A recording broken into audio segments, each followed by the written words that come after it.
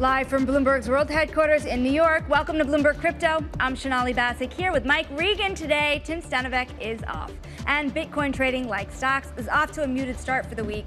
And this comes as digital assets and U.S. stocks are moving in tandem more than any time in the past, nearly. And in just a moment, we're going to sit down with Robert Mitchnick, head of digital assets at investment giant BlackRock. We're going to discuss the new paper from the firm around cryptocurrencies, plus sentiment and custodial concerns. And today, the sentencing of former FTX top executive Caroline Ellison. She faces the possibility of years in prison for fraud.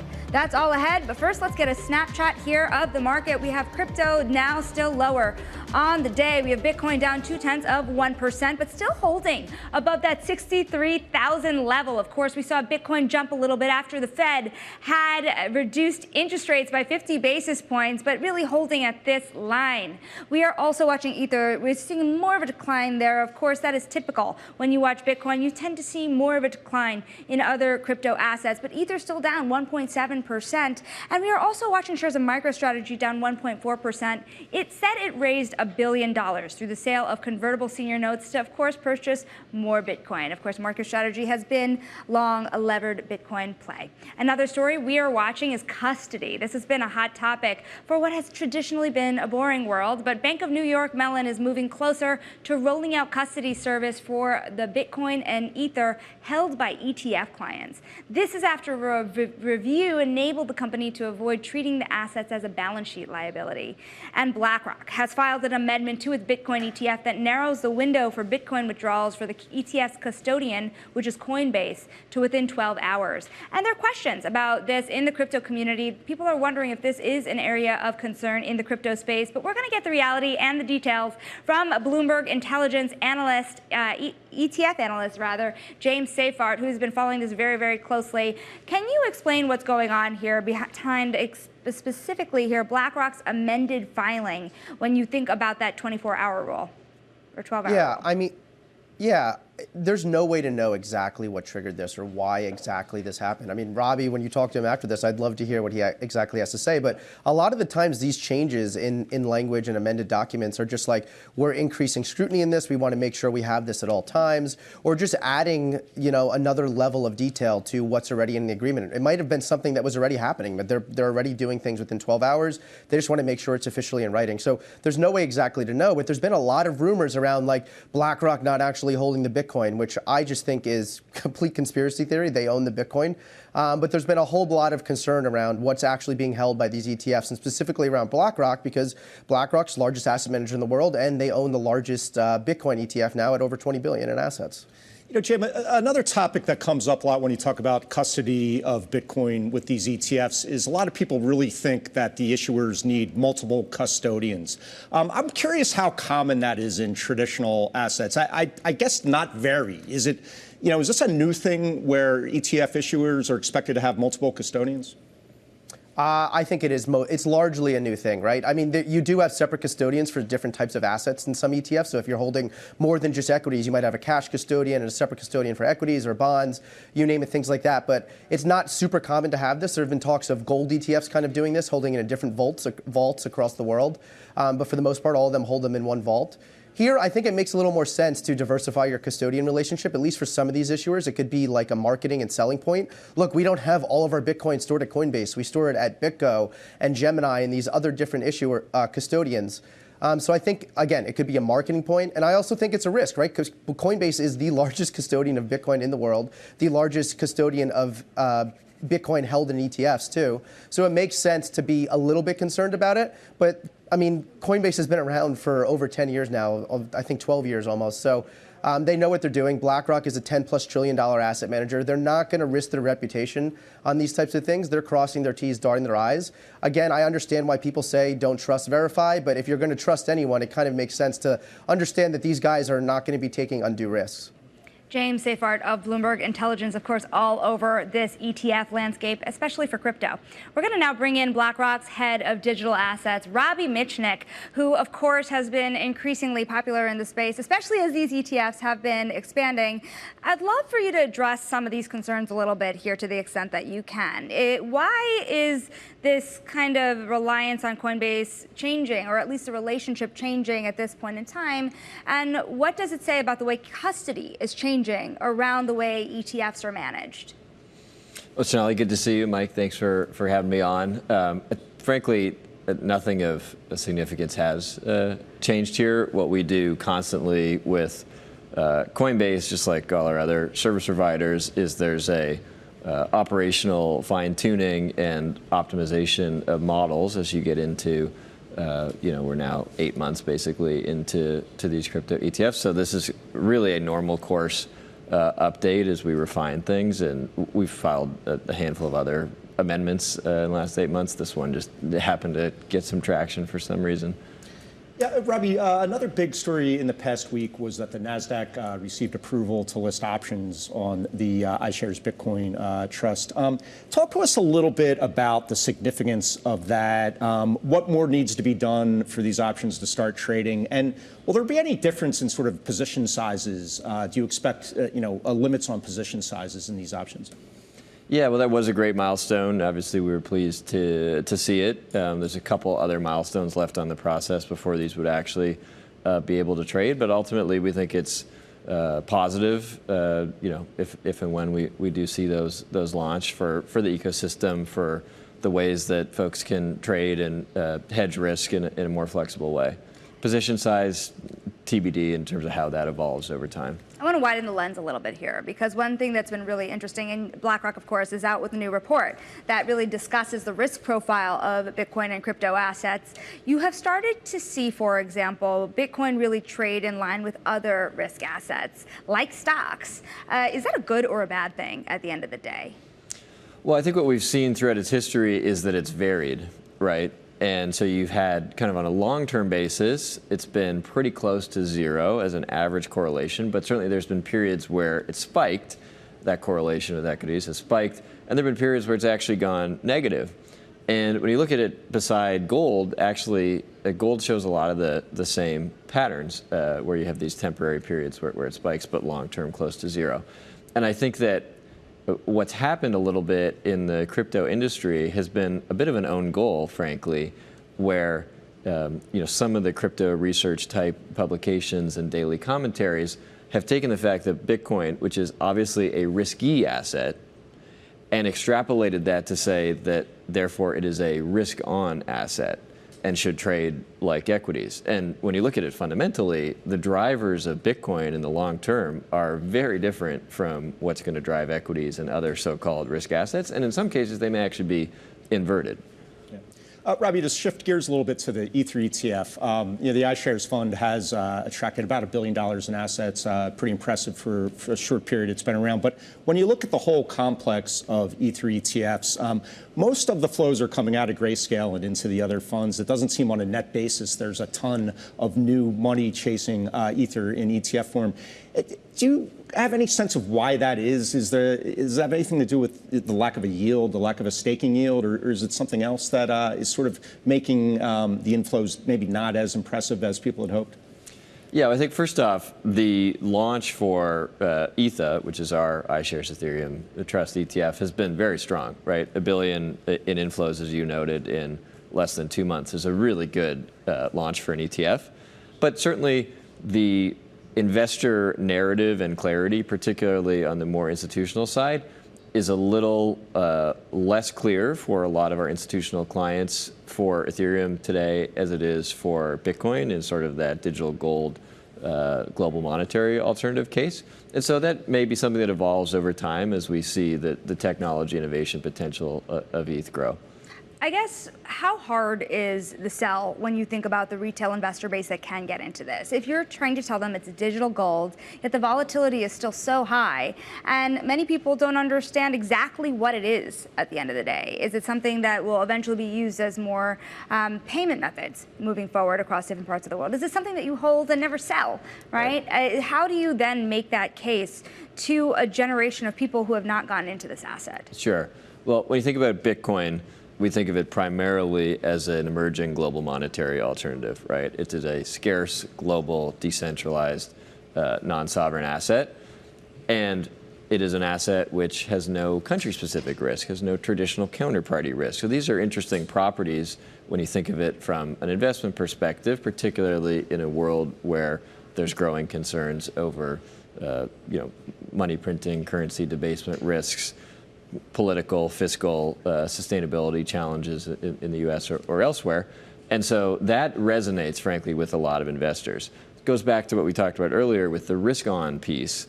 It confuses investors when people talk about it as risk-on, because based on the properties that I just described, you would think of it as risk-off. And that's where I think it has a marketing problem. So you could say that. And so, the reality is there's probably 2 or 3 things a year that happen typically that actually impact the fundamental value of Bitcoin. This year, I would argue there's been 4. But that makes it hard to write daily stories, right? And so you see this instinct to kind of point to whatever's happening in equities or unemployment or jobs numbers or manufacturing, which really has no connection to Bitcoin. Yeah, Robbie, obviously we have an election coming up. Donald Trump has made it very clear he'll be a very crypto-friendly president. There's even a lot of hope in the industry that Kamala Harris will have a softer approach than Joe Biden's administration. How does that affect your planning? I mean, is there the potential to sort of just open the floodgates for new ETFs tracking other coins? And how are you thinking about that prospect? Yeah, well, I think one thing that has clearly happened this year is there's become a bipartisan recognition that there's a need to develop clear regulatory frameworks around this asset class and this technology. And so I think that is a really encouraging trend. So we're optimistic that some way or other we will see a constructive framework that allows the U.S. to lead in digital assets and to harness the potential of this technology. I think it's safe to say we will probably see more from Robbie and Mitchnick. The question is how much more, Michael? That is BlackRock's head of digital assets, of course. Now, coming up, we're going to talk about crypto regulation and banking with the CEO of Anchorage Digital, which is the first federally chartered crypto bank in the United States. And today, a judge will sentence Caroline Ellison for her role in the FTX case. We're going to discuss what her lawyers are suggesting as punishment. And this week, I caught up with Marathon Digital CEO Fred Thiel, who spoke about the dangers of pushing mining outside of the United States. Miners process transactions, and if all the mining is offshore, controlled by companies who may not be aligned with the U.S., they could potentially block U.S. companies from transacting with Bitcoin. Think about the amount of money that sits at BlackRock today, that sits at Fidelity today, and imagine that all of a sudden being unable to be transacted because the U.S. decides that they don't want Bitcoin mining onshore, they push it all offshore, and the other countries decide, you know what, this is a way to get back at the U.S. for sanctions.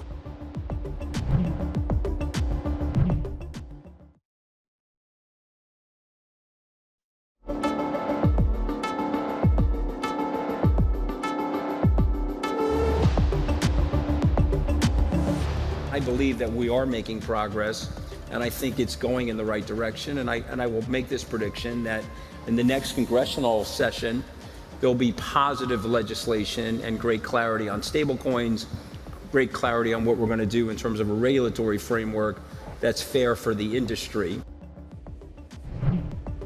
That was Skybridge's Anthony Scaramucci last week at the Token 2049 event in Singapore, which calls itself the world's biggest crypto event. He was speaking about future regulation here in the United States, something many people are watching in this industry. With us now is Anchorage Digital co-founder and CEO Nathan McCauley. Anchorage is the first and only federally chartered crypto bank, knows a thing or two about regulation in this industry. It's been an interesting road to get to this point, but the reality is a lot could change moving forward as well. When you think about the U.S. elections and how either president or either future president, rather, could change the way that crypto is regulated or overseen, or at least the tenure of regulation that Congress would have, how do you think things might change for you? That's a great question. So Anchorage Digital is kind of unique in our approach to digital asset security and custodianship. We hold assets in a federally chartered bank. And so we are overseen by the OCC. We're actually the first and, as of now, only federally regulated digital asset custodian. So when we look at kind of the legislative agenda for the next several years, there's a few big ticket items that are on the docket. First one is market structure. What is the appropriate market structure for the role of digital asset custodians, exchanges, brokers, et cetera. And I think there's a lot of great work going on in Washington on that topic. The other big ticket topic is stablecoins. What to do about stablecoins? When we look at the legislative agendas of the two presidential candidates, for example, President Trump has talked about stablecoins being a strategic asset of the United States and important for the dollar dominance moving forward for the next century. So I think these two, maybe be up more than anything else, are going to drive legislative agenda and policy for the next several years. Well, Nathan, let's talk about that idea of stablecoins. We keep seeing other companies, even outside of the crypto world, launching stablecoins, whether it be PayPal a while ago or Revolut, the fintech startup. What is the sort of business case for a non-crypto company to get into stablecoins and actually issue their own stablecoin?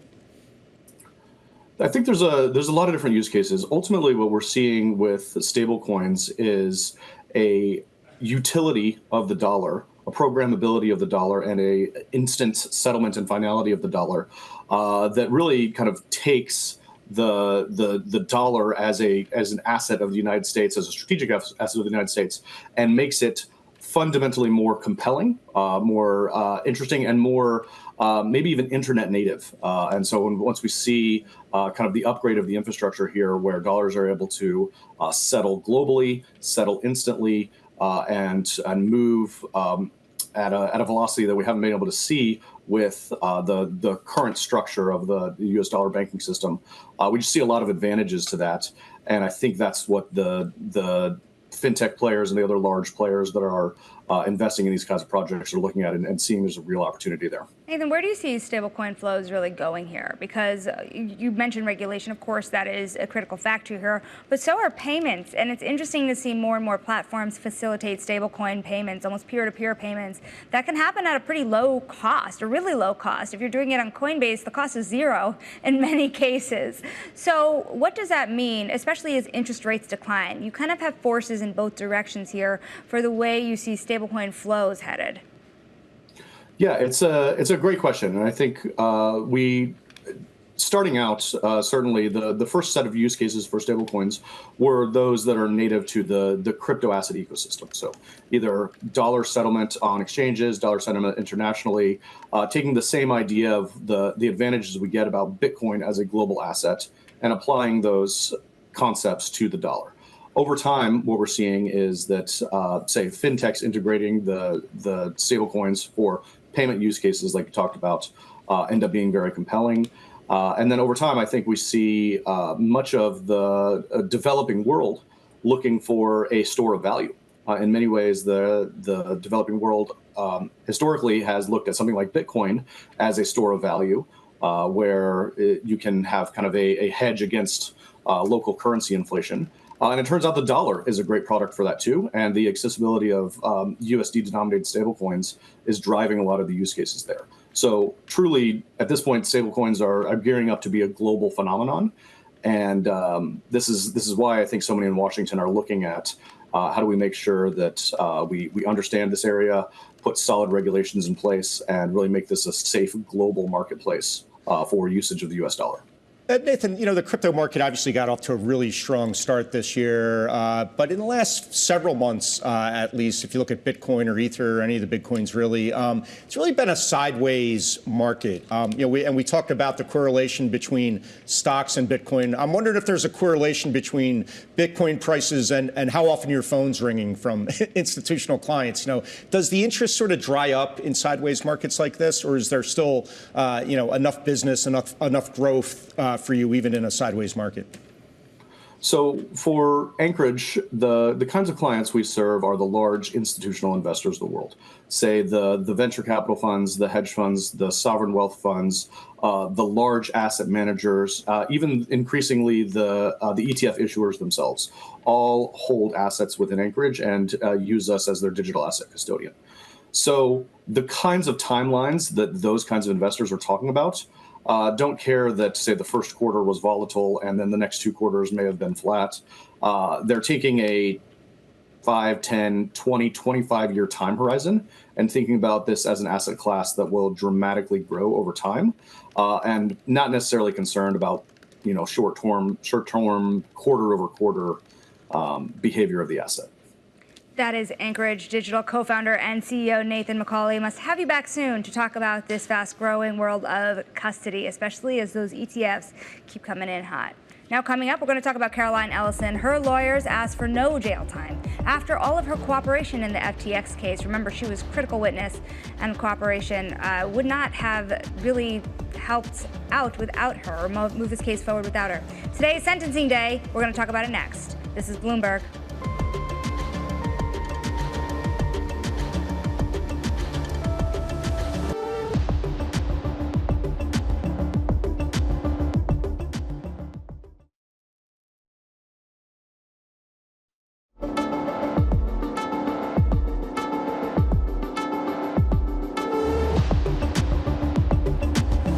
Today, Caroline Ellison, former head of FTX's Alameda research arm, will be sentenced for her role in the FTX scandal that defrauded investors of billions of dollars. We're going to discuss this with Bloomberg's Chris Dolmesh, who is at the courthouse.